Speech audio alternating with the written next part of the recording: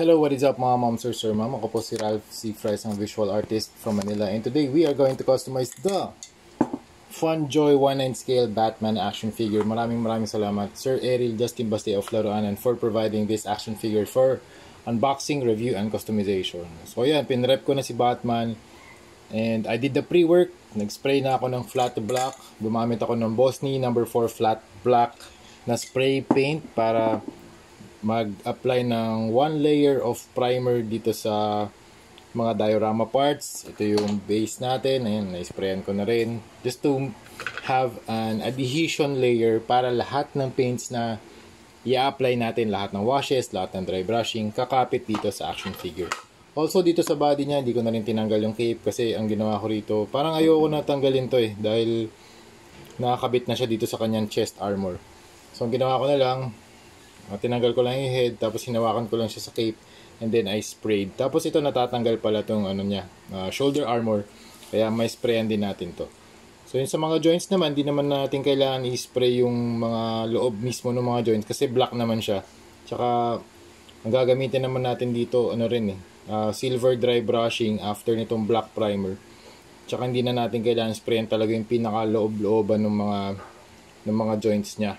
Yung mga kamay, yung mga accessories, painted na din. Nasaan na ba yun? Ito. Pati weapons. Yan, nakahiwalay na rin, nakasort na.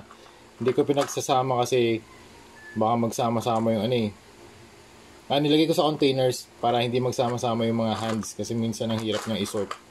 So yun. Ang next step ay ito pa pala, yung kanyang diorama base na parang well. Inisprayan ko na rin ng black na primer using Bosni flat black. Okay, tsaka itong mga silhouette na mga bats. Okay, one coat lang to, one coat lang. Kasi gagawin natin to dry brush natin to ng parang stone-like na finish. Gawin natin to parang bato. Okay yun. So yung next step natin ay magda-dry brush tayo using Vallejo Acrylic Metal Color Airbrush Color Gunmetal 77.720 Gunmetal Gray. Shake well before using. Okay, try muna natin dito sa base ni Batman. So yan, gumagamit ako ng gunmetal. So sa dry brushing, naglagay ako ng paint dito sa palette. Tapos kinuha ko yung drops of paint. Tapos tinanggal ko yung paint dito sa ating paper. Gumamit ako ng any porous material, pwede naman. In this case, paper yung ginagamit ko pantanggal ng 85% of the paint. So yung dry brushing, yun yung process na pag-apply ng very thin layers of paint dun sa surface. Yan. So, usually, ang nadadampian lang nung dry brushing yung mga surfaces na nakaangat lang. Yan. So, dito sa method na to, lalabas lahat ng details nung sculpt. Yan. Mapapansin nyo rito sa hexagonal na pattern, mas ma-emphasize yung mga edges. Yan. So, pwede ring paikot yung movement. Yan, pwede ring up and down, left and right, side to side, however you want your brush to move. Yan. Para lang ma-accentuate or ma-emphasize yung mga edges. Yan, para mas maging weathered siya. Marami pang moisture yung brush natin, pero okay lang. Yan, ganyan siya. Dry brushing technique. Okay, ito na yung status ng ating dalawang bases. First layer of dry brushing. Medyo may moisture lang yung brush kaya ganyan yung effect niya. Parang konting-konting moisture lang din. Pero kung siguro mga 80 or to 90% na dry yung brush nyo, mas weathered yung effect niya. Ito parang mayroong mga smudges na moisture. Pero okay lang. Gusto ko pa rin yung effect niya. Okay, next punta tayo dito sa body ni Batman. So, let's make sure na hindi tatamaan yung cape niya. Ganun din, same technique. Remove most of the paint, tapos brush lang natin dito sa armor very lightly para lang magkaroon siya ng additional highlights ng gunmetal gray. Pag na-dry brush na siya, lahat ng mga nakaangat na areas, lalabas talaga yung texture niya.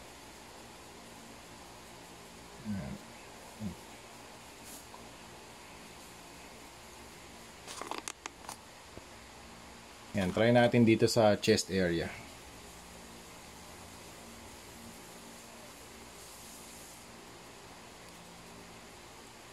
Kaya isa to sa pinaka-favorite kong proseso ng pagko-custom, dry brushing talaga.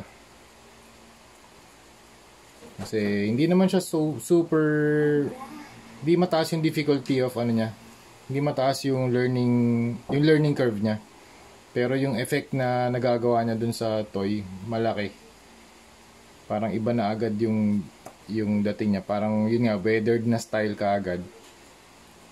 Yan, very lightly, ipahid nyo lang yung brush dun sa surface. Hindi masyadong madiin para hindi malagyan ng paint yung mga naka-recede na areas or yung malalalim na areas. Yan. Yan, sa arms, sa joints. Yan. Okay. Pwede ring circular motion. Yan. Yan, lumabas na yung texture niya, nung costume niya, nung suit, Batman suit. Kasi yung all black maganda rin naman, pero kung ito talaga yung gusto ko yung nakikita yung yung mas weathered yung suit nila. Mas defined yung mga patterns, lalabas yung texture, mas weathered finish. Yun, mas rough yung look, not super smooth. Well, syempre, to each his own. Iba-iba naman tayo ng preference. Ito yung preference ko. Ito yung preference ko dun sa mga customs na ginagawa ko. Laging merong level of weathering.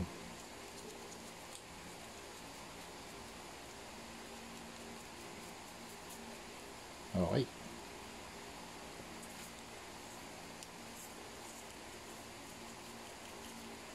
So yan, isang drop lang ng isang drop lang ng silver yun. Nakatapos na tayo ng isang figure. Diba? Kaya kung bibili kayo nung weathering na paint na Vallejo, or hindi naman, yung silver or yung gunmetal na Vallejo, maraming projects na yun, ma'am sir. Medyo mahal siya, 400, pero sobrang sulit niyan.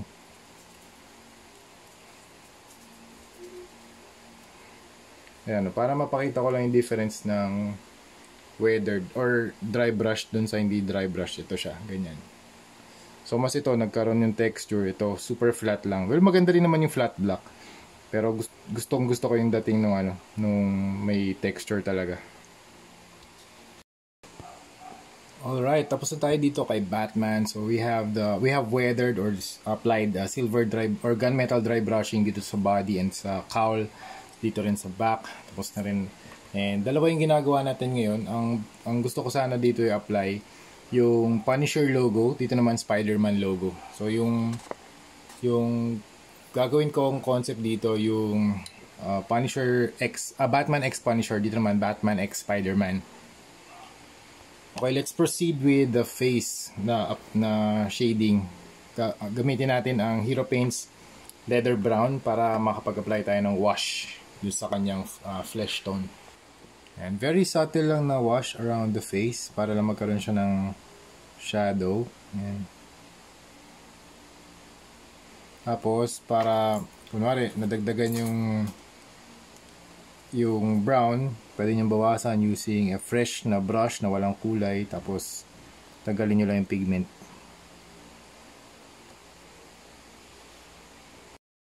Alright, after nito pwede tayong maglagay ng very subtle na blood effect. Gamit natin yung warm red from Hero Paints. Okay, try natin dito sa corner of the lips. Bawasan natin.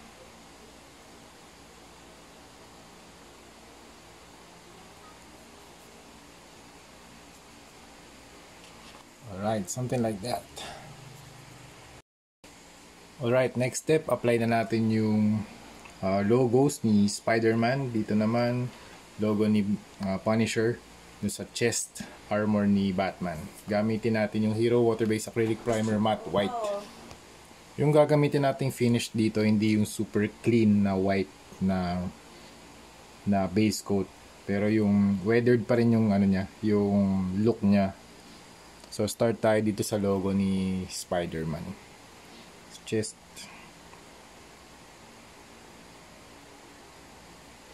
Ang bilog muna, bilog. Okay. Gamit ko dito round brush with fine tip. Yan. Di naman kailangan ano to eh. Super sharp talaga. Yan. So, parang gumagawa lang muna tayo ng sketch using the paint. Okay, tapos dito yung kanyang body ng spider. Yan.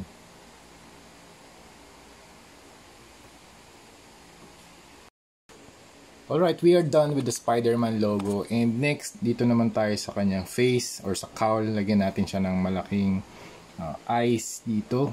Yan, pag ganun. Parang Spider-Man eyes. Try lang natin tingnan natin kung ano magiging tsura niya. Yan. Sa first layer ng paint, it is important na medyo wet yung paint na nilalagay natin sa surface. Kasi in that way, mas magpa-flow yung pintura. So, try natin dito. So, paano ba yung eyes ni Spider-Man? Dito sa eyebrows. Okay. Mag-sketch muna tayo.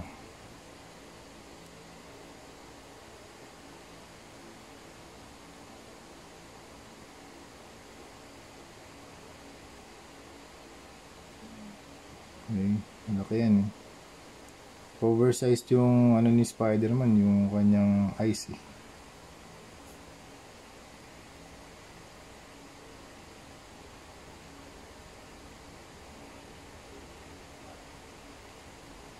Yan, tapos fill natin yan.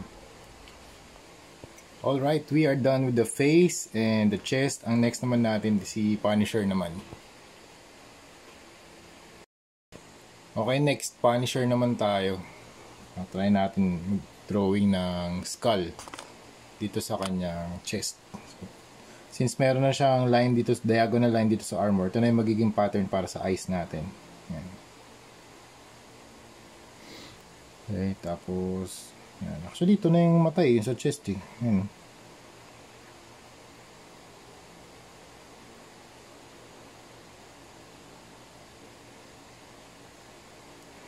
Tapos dito yung kanya forehead. Tapos ilong.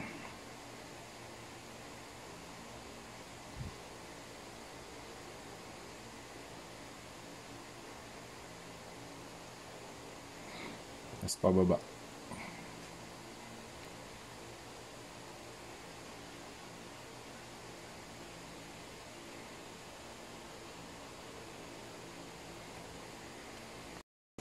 Alright, so right now we are just done with the first layer of paint. Ngayon, pangalawang layer na to.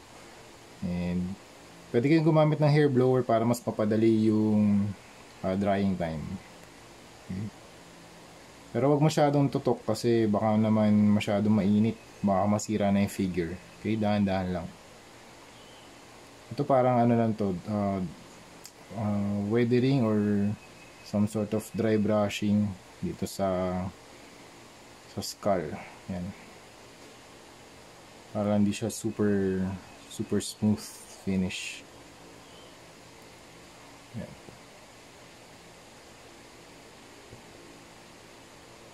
Dito rin sa may chest. Okay.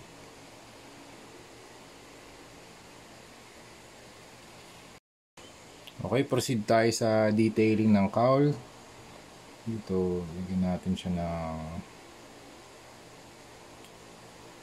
flat na base coat.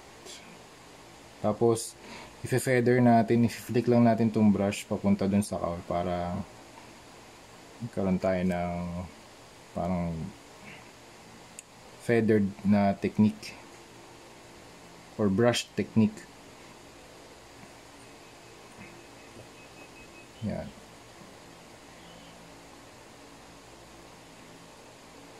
Pwede natin paabutin dito sa sa ibabaw ng cowl niya.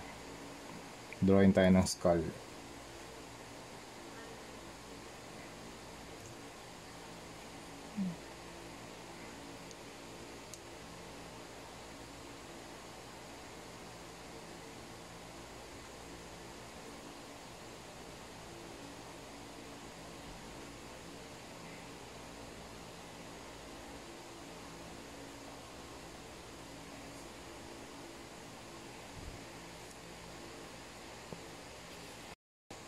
Alright, next step, detailing na tayo detailing na yung gagawin natin using a black water-based primer from Armored Komodo.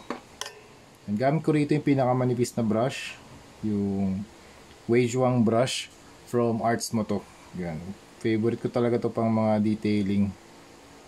Usually pag gumagawa na ako ng line art, di ako humihinga para mas stable yung flow ng brush.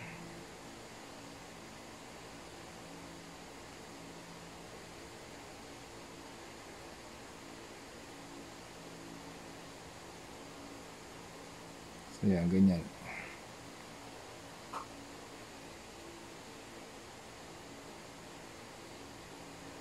Mas ano siya, mas weathered siya tingnan ulit. Yan. So ganun lang yung technique natin. Base coat tayo, tapos detailing using dark.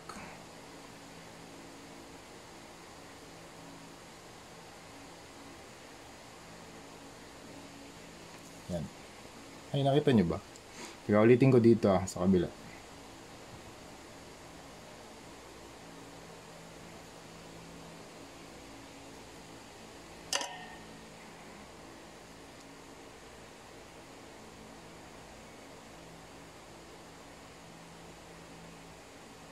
Yan, ganyan. Alright, next, gamit tayo ng Vallejo acrylic metal color, airbrush color, Oro 77.725 gold. Dry brush lang natin dito sa kanyang utility belt.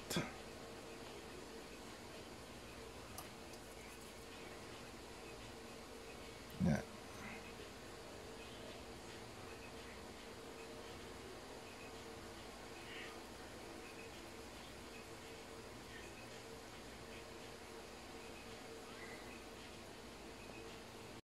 Okay, last detail, mag-mix tayo ng light turquoise, cobalt blue, tsaka ultra white para makapag-apply tayo ng mga parang umiilaw na mga parts.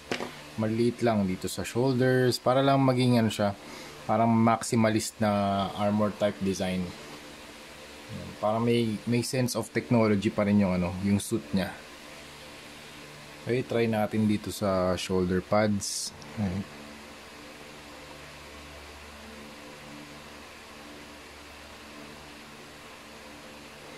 Okay. So ganyan, gagawin natin yan sa buong suit. Okay, next na gagawin natin dito, gamit tayo ng Hero Water-Based Acrylic Primer Matte White para may drawing natin yung dito naman sa skeleton, tapos dito naman sa other base yung Spider-Man logo. So dito yung Punisher logo, skull na Punisher logo, tapos dito yung Spider-Man. So gamit tayo ng white na paint. Medyo lagyan natin ng tubig para mas mag-flow yung pintura. Gagawa tayo ng parang nakuha yung red sa loob. Yan, nagsalin ulit ako ng paint kasi yung palette ko hindi may ibang kulay. So, recommended ko na sa ibang space kayo magsali ng kulay kasi minsan yung mga color kahit tuyo na humahawa dun sa sa mga bagong paint na sinasali natin. So, ito yung magiging reference point natin.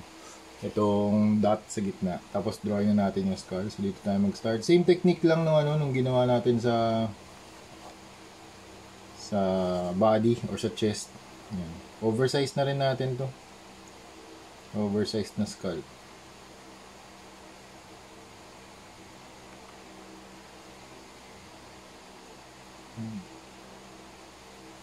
So yung angle ng natin ng skull natin pa diagonal. Para hindi lang siya super straight. Tapos dito rin i-sketch din natin sa kabila.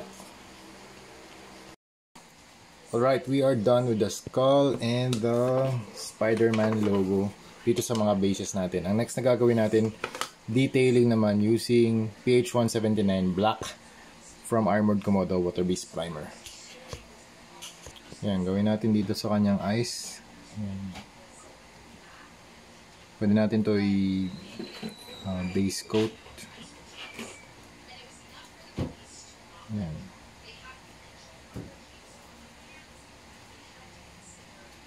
Pwede rin tayo mag-add ng mga maliliit na lines dito sa gitna. Para mas weathered siya tingnan. Yan.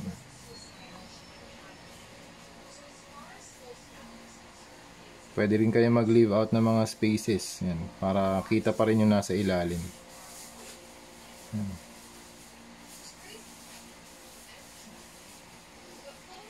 Alright, next na step, pwede tayong gumamit ng sponge. Tapos gawin natin yung sponging technique dito sa ating mga logos para mabigyan natin siya ng mas weathered look pa. Parang yung ginagawa ng sponge, nag-a-add siya ng mga speckles or maliliit na mga dots para mas maging fine yung weathering natin. Yan. Okay, dito kay Punisher logo, pwede tayong mag-add ng mga blood na speckles or blood effects using ito rin, yung sponge din na ginamit natin. Yan. Pwede sa sides. Yan. Dito sa skull. Yan. Dito sa logo ni Batman. Yan.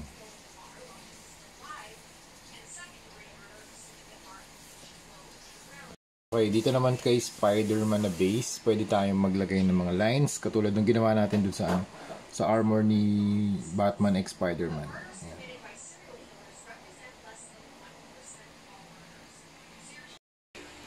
Alright, we are done with the Batman costume. Sa left ko, dito si Batman x Spider-Man. So yan, kinustom natin yung head. Nagpaint tayo ng eyes ni Spider-Man dito sa kanyang cowl. Also, the logo, dito, oversized logo sa kanyang chest. Tapos mga detail, yung mga turquoise na mga lines, yung mga shapes of triangles. Just to give it a more of a tech look. Yung meron gumagana mga ilaw, mga technology. And then you have the sticky bomb gun. Tapos yung base, pininturahan natin ng oversized din na logo ng Spider-Man. Kasi ito yung mga alt hands niya. 1, 2, 3, 4, 5, 6. And then, nandito rin nakasukbit din sa kanyang holster yung kanyang grappling gun. Okay, tapos dito naman sa right side yung Batman X Punisher natin. In-equip ko yung grapple gun niya dito sa kanyang left hand. Tapos dito naman sa right hand yung sticky bomb gun. Angas talaga ng design ng sticky bomb gun. Tapos yung chest niya, nagpinta tayo ng Punisher logo. Tapos sa cowl din, naglagay din tayo ng white paint to simulate or represent yung skull na logo din ni Punisher. Tapos dito sa base, nilagyan ko rin ng mga white yung head part ng mga bats. And parang na-skull na ano rin sila. Skull na design. Ayan. Paikot yan. Tapos ito pala, itong rock, nag-dry brush lang ako dito using earth tan, tsaka leather brown muna, tapos earth tan, tapos red. Tapos yung sa baba, ginamit na rin natin yung base na skull. Teka, tatanggalin ko muna to. Ayan, ito yung base. Ito lang. Ayan. Yan yung skull na base. Pwede natin patungan ng diorama base. Ito kasi yung additional na accessory dito sa Funjoy na action figure. Kaya super nice na accessory talaga yung diorama base sa version 2 ni Batman. Ito kasi yung version 1. Walang diorama base, so stand lang siya. Tsaka yung clip holder. Pero dito sa version 2, meron ka ng sobrang astig na, na diorama base. Ito painted to pero yung stock na accessory, maganda rin talaga. Yan. Kung gusto niyo umorder ng stock, meron si Laruanan, 1,450 only. Pero pag custom na, ang cost nito $150 pataas each. Okay, so yun lang mga ma'am sir. Thank you very much for watching and see you sa next video. Bye-bye!